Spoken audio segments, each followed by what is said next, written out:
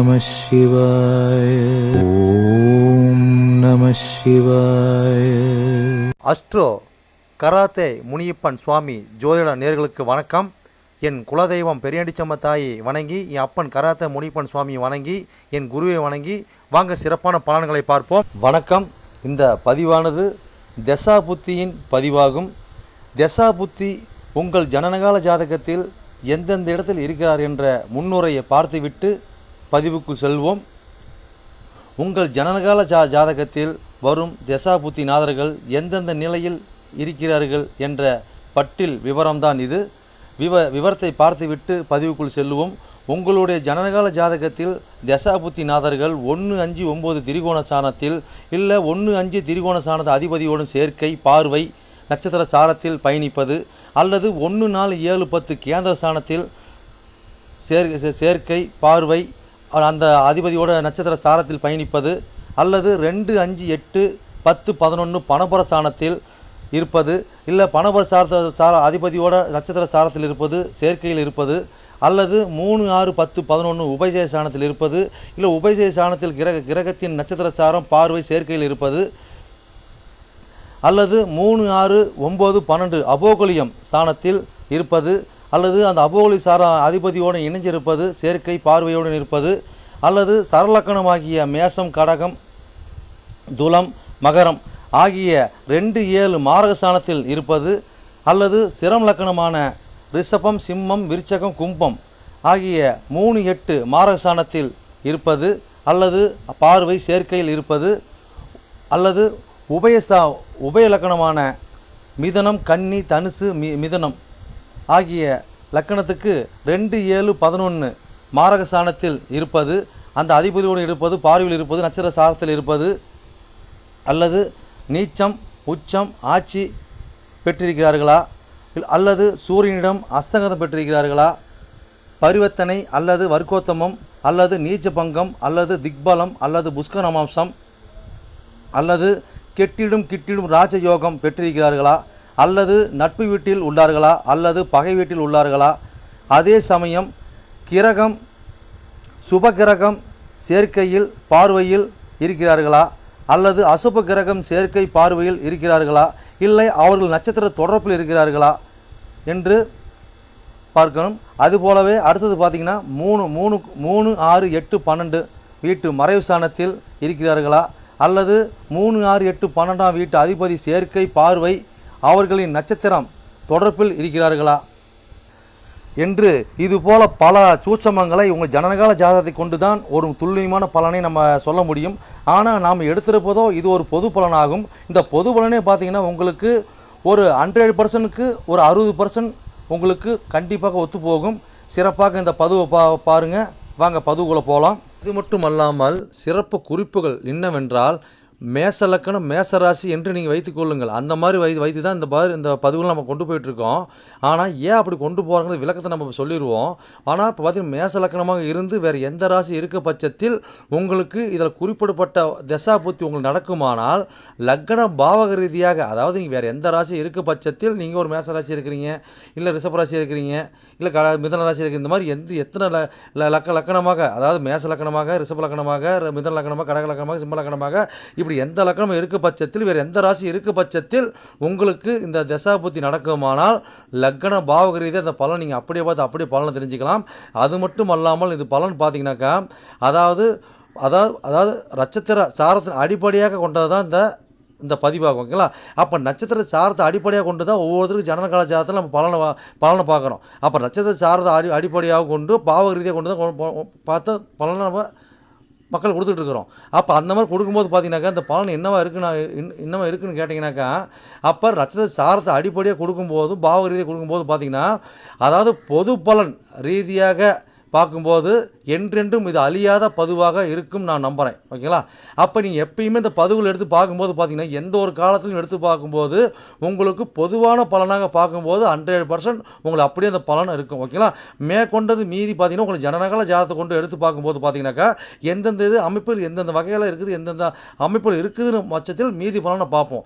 ஆனால் இது என்ன தான் நம்ம அந்த அமைப்புகளை பார்த்தாலுமே நம்மளுக்கு பார்த்தீங்கன்னா எப்படி தான் பார்த்தாலும் ஓரளவுக்கு அதாவது ஒரு 50% உங்களுக்கு நட்சத்திர சார்ந்த அடிப்படையில் இந்த பாவக ரீதியாக பார்க்கும் பொழுது இந்த பலன் 100% சிறப்பாக இருக்குன்னு என்று நம்பி வாங்க பதிவுக்குள்ளே போவோம்.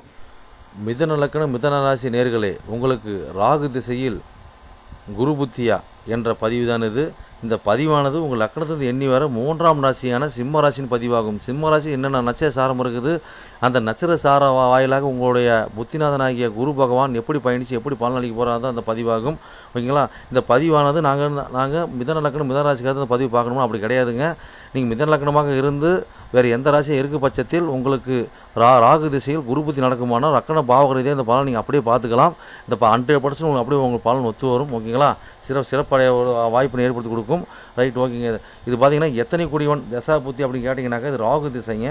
புத்தி பார்த்தீங்கன்னாக்கா உங்களுக்கு 7 கூடியவன் 10 கூடியவனுடைய புத்திங்க. அதாவது உங்களுக்கு பாதகாதி புத்தின்னு சொல்லுவாங்க இல்லைங்களா, அவங்க 7 கூடி 10 கூடியவனுடைய குரு புத்தி. ஓகேங்களா? அப்போ இது பார்த்தீங்கன்னா இதோட காலாண்டு பார்த்தீங்கன்னாக்கா 18 ஆண்டு காலம் வரை உங்கள் ராகு திசையானது 18 ஆண்டு காலம் செயல்பாட்டில் இருக்குங்க. இந்த குரு புத்தியானது பார்த்தீங்கன்னாக்கா உங்களோட செயல்பாடு பார்த்தீங்கன்னாக்கா உங்களுக்கு 2 வருடமும் 3 மாதமும் 6 நாட்கள் வரைக்கும் செயல்பாட்டில் இருக்குங்க. ஓகேங்களா? இப்போ உங்கள் லக்னத்துலேருந்து எண்ணி வர 3ஆம் இடமா சிம்மத்தில் என்னென்ன நட்சத்திரம் இருக்குது பார்த்துடலாங்க. அப்போ அங்கே என்ன நட்சத்திரம் இருக்குதுங்க, அங்கே வந்து மகம் 1 2 3 4 பாதம் இருக்குது, போரம் 1 2 3 4 பாதம் இருக்குது, உத்தரம் 1ஆம் பாதம் வரை இருக்குது, மொத்தம் 9 பாதம் இருக்குது. ஓகேங்களா? இப்போ மகம் சாரத்தில் உங்களுடைய இந்த புத்திநாதனாகிய குரு பகவான் பயணித்து என்ன பலனளிக்க பார்க்கலாங்க. இப்போ இந்த இடத்துல 3 சம்மந்தப்படுறாங்க. 3 சம்மந்தப்பட்டு கேது சம்மந்தப்படுறாரு. ஓகேங்களா? 3 சம்மந்தப்பட்டு கேது சம்மந்தப்பட்டு மேலே 10 7 சம்மந்தப்படுறாங்க. 7 10 சம்மந்தப்படுறாங்க. அப்போ இந்த மாதிரி காலகட்டங்களில் பார்த்தீங்கன்னாக்கா நம்மளுக்கு இடமாற்றம் இருக்குதுன்னு கேட்டிங்கனாக்கா இந்த மாதிரி காலகட்டங்களில் இடமாற்றம் பண்ணலாம் நினைப்போம். ஆனால் இடமாற்றம் பண்ணுறதுக்கு உண்டான தடைகளும் தாமதத்தையும் நம்மளை ஏற்படுத்தி கொடுப்பாங்க. ஓகேங்களா? அப்போ இந்த மாதிரி காலகட்டங்களில் நம்மளுக்கு அதாவது பார்த்தீங்கன்னாக்கா மனைவிக்கு நம்மளுக்கு இடையே தொழில் விஷயத்துலையும் சரி, கலத்துற விஷயம் சரி, கூட்டாளி விஷயம் சரி, இந்த மாதிரி காலகட்டங்களில் நம்மளுக்கு புரியாத புதிராகவும் எதிரிகள் முளைப்பாங்க. பின்னாடி முதுகில் குத்தக்கூடிய வாய்ப்பு ஏற்படுத்தி கொடுப்பாங்க. அது கணவனாக இருந்தாலும் மனைவிக்கு, மனைவியாக இருந்தால் கணவனுக்கு. ஓகேங்களா? அவங்க சைடு இருந்த நண்பர்கள், இவங்க சைடு இருந்த நண்பர்கள் எல்லாம் பார்த்தீங்கன்னா இந்த காலகட்டங்களில் போட்டி பொறாமைகள் ஏற்படுங்க. ஓகேங்களா? நீ பெரியவன் நான் பெரியவன், இவங்க எப்படி நல்லா வாழ்ந்த இவங்க எப்படி நல்லா வாழ்ந்தாங்கிறத அந்த கிரகாகப்பட்டது இப்படி எதிர்ப்புகளை ஏற்படுத்தி சூட்சமத்தை ஏற்படுத்தி நம்மளுக்கு ஒரு களைச்சி விடுவாங்க. ஓகேங்களா? அப்போ இந்த காலகட்டங்களில் நாம் ஒரு பின்னி சூனி செய்வன் இதெல்லாம் பண்ணுமான்னு கேட்டாக்கா கட்டாயமாக உங்களுக்கு பண்ணுவாங்க. அது மாற்றுக்கு எடுத்தாக்க நீங்களும் அதை அணுகக்கூடிய வாய்ப்பு நீங்கள் கண்டிப்பாக கட்டாயம் ஏற்படுத்தி கொடுப்பாங்க. அப்போ இந்த மாதிரி காலகட்டங்களில் நம்ம வந்து குடும்பத்தோடு மொட்டை போடுறது, ஓகேங்களா, முடி காணிக்கு சீட்டு தானம் கொடுக்கறது. ஓகேங்களா?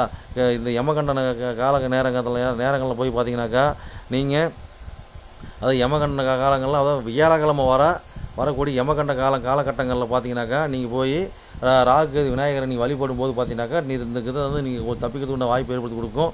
அப்போ தொழிலில் ஒரு மாற்றம், தொழிலில் வந்து தொழில் பிரச்சனை, கடத்தல் பிரச்சனை மாதிரி பல இது சொல்லலாங்க. இன்னும் எவ்வளோ சொல்லிட்டு போகலாம்.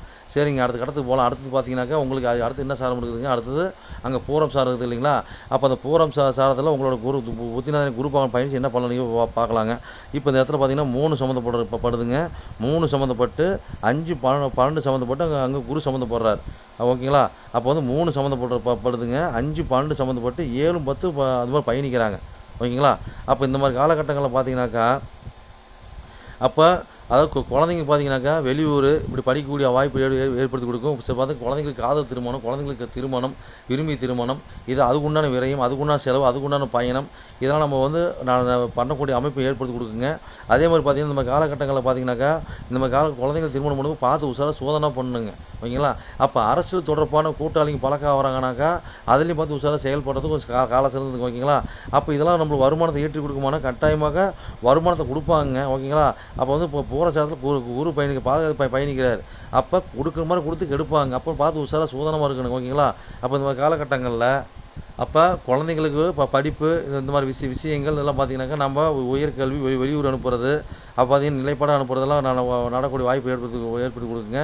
சிலர் பார்த்தீங்கன்னாக்கா குடும்பத்தில் பார்த்தீங்கன்னா கொஞ்சம் குழப்பங்களும் கொஞ்சம் கணவன் மனைவிக்குள்ளே பிறவனங்கள் வரும். சிலர் பார்த்தீங்கன்னாக்கா 2ஆம் திருமணம் நடக்கக்கூடிய வாய்ப்பு ஏற்படுத்தி கொடுக்கும். சிலர் பார்த்தீங்கன்னாக்கா இந்த கோர்ட்டு கேஸு பஞ்சாயத்து இதெல்லாம் கொஞ்சம் அலைவிடுற மாதிரி இருக்கும். நீ பயந்துக்க வேண்டாம். நீ கொஞ்சம் இந்த காலத்துக்கு பொறுமையாக கை நோத்துனீங்கன்னாக்கா பெருசாக பாதிப்பு வராதுங்க. இந்த மாதிரி காலகட்டங்களில் ஒரு மாந்திட்டு கற்றுக்கிறது, அரசியலில் ஈடுபடுறது, அதாவது குலதெய்வ வழிபாடு, அதே மாதிரி பூர்வீக வழிபாடு, இது அனைத்தும் பார்த்தீங்கன்னா உங்களுக்கு சிறப்பு கொடுக்குமானா அத்தனை விரயத்தை கொடுத்தாலும் ஒரு சுபசகுத்து கொடுக்க நம்பி நீ செயல்படலன்னு எவ்வளோ சொல்லலாங்க. அடுத்த சாரத்துக்கு மேலே அடுத்த சாரம் அங்கே என்னங்க இருக்குது, அடுத்த சாரம் வந்து உத்தரம் சாரம் இல்லைங்களா. அப்போ உத்தரங்கிறது பார்த்தீங்கன்னா இப்போ புஷ்கர மாதம். அப்போ வந்து பார்த்தீங்கன்னா உங்களுடைய புத்திநாத குரு புஷ்கர மாதம் வாங்குறாரு.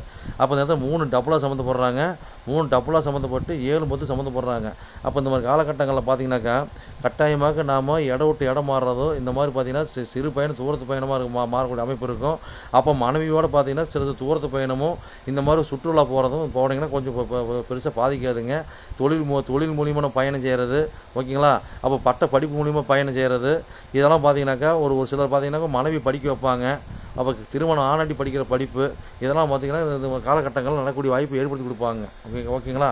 அப்போ நம்ம எப்பயுமே பார்த்தீங்கன்னாக்கா ஒரு தேடுதல்ங்கிறது ஒரு முயற்சிங்கிறது இந்த காலகட்டங்களில் கட்டாயமாக தொழில் சம்மந்தப்பட்ட விஷயத்தில் கூட்டாளி சம்மந்தப்பட்ட விஷயம் மனைவி சம்மந்தப்பட்ட விஷயத்தில் இந்த மாதிரி அமைப்பில் எல்லாத்தையும் பார்த்தீங்கன்னா முயற்சியின் ஸ்தானங்கிறது கட்டாயம் இருந்துகிட்டே இருக்குங்க.